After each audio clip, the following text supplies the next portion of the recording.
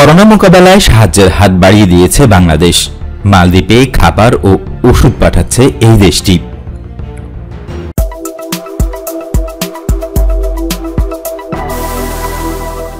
Corona virus পরিস্থিতি মোকাবেলায় মালদ্বীপকে 100 ton খাদ্য সামগ্রী ও প্রয়োজনীয় ওষুধ পাঠাচ্ছে বাংলাদেশ সরকার।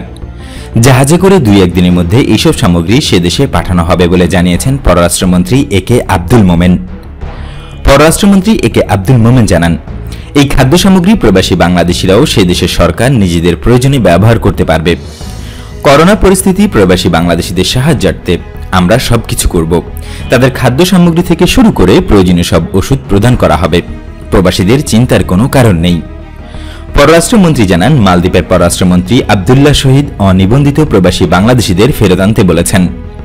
আব্দুল্লাহ শহীদ জানান, করোনা ভাইরাসের কারণে এখন যেহেতু তাদের পর্যটন বা রেস্টুরেন্টে কাজ করছে না, তাই শুধু বৈধদের তারা সাহায্য করছে, কিন্তু যারা অনিবন্ধিত আছে তাদের কষ্ট হচ্ছে, তাই তাদের ফেরত আনতে বলছে।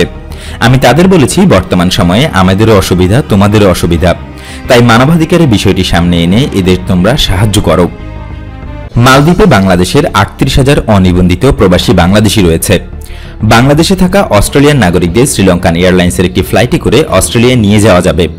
তাই আমি অস্ট্রেলিয়ার পররাষ্ট্রমন্ত্রীকে বলেছি শ্রীলঙ্কায় থাকা বাংলাদেশিদের ওই ফ্লাইটে করে আনার জন্য, আর বাংলাদেশে থাকা শ্রীলঙ্কানদের নিয়ে যাওয়ার জন্য।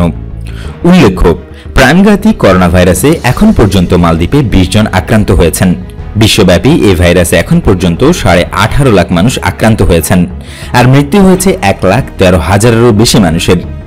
অপরদিকে করোনা ভাইরাসের চিকিৎসায় ব্যবহৃত অতি মূল্যবান ভেন্টিলেটর প্রথমবারের মতো উৎপাদন করছে বাংলাদেশের কোম্পানি মিনিস্টার।